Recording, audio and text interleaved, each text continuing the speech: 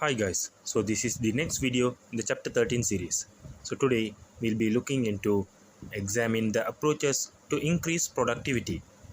Now let's start off by looking on what productivity means. Productivity, the ratio of the relationship between inputs and outputs, is known as productivity. Productivity can be used as an important measurement to measure the effectiveness and the efficiency of production. Let's look into why productivity is important for a business. To make decisions regarding allocation of resources of the business, to make decisions on expansion of the business, to compare the productivity with other similar business entities, to acknowledge the progress of the business. Now let's look into the methods through which the productivity can be improved. Increasing outputs while having a fixed input. Decreasing inputs while having a fixed output. Increasing outputs and decreasing inputs. Decreasing outputs at a speed lesser than the speed of decreasing inputs. Increasing outputs at a speed higher than increasing inputs. So basically productivity can be measured as total productivity and partial productivity. So these are the formulas to be used. Now let's look into the ways of improving material productivity. Using high quality materials, minimizing wastages, maintaining material stocks in an optimum level, reuse and recycling of materials. Let's look into the ways of improving machinery productivity. Using machinery equipped with advanced and latest technology, using unbroken machinery, maintaining machineries properly. The ways of improving labor productivity.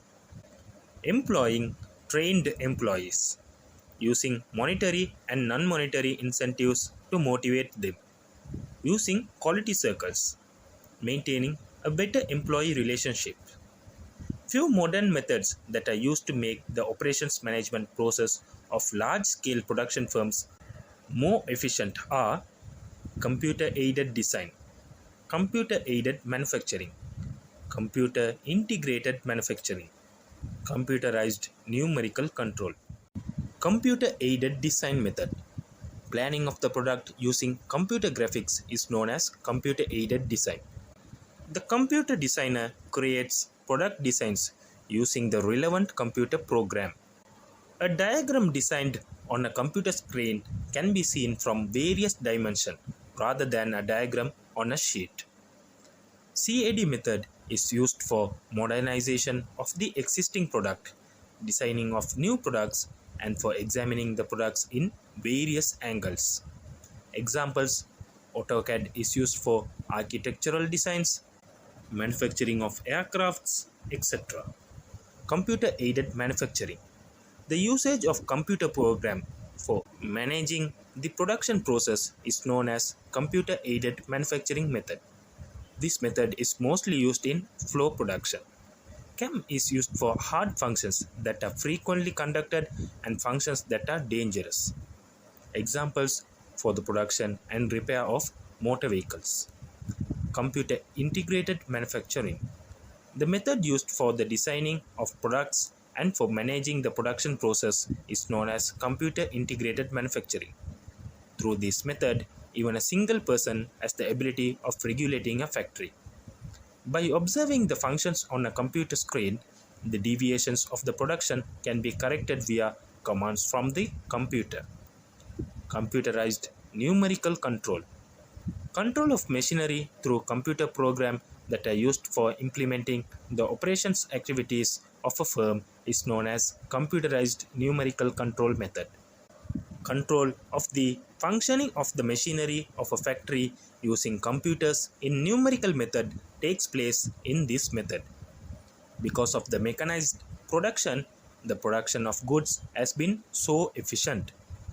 Examples: repair of vehicles, machine cutters are controlled on time through computerized program. Now let's look into the benefits gained by business in using modern technology. Minimizes wastages, ability to introduce new products to market relatively fast and they stay updated, increases efficiency and effectiveness, ability to employ less number of employees. Problems in using modern technology. The technology changes rapidly, so it takes time to adapt, requires a large investment, interruption for the whole production process due to sudden technological failure and defects, lack of trained employees in relevant field. So that's it with this video, guys. Please do like and share to learn and let others learn. Thank you. Created using Powtoon.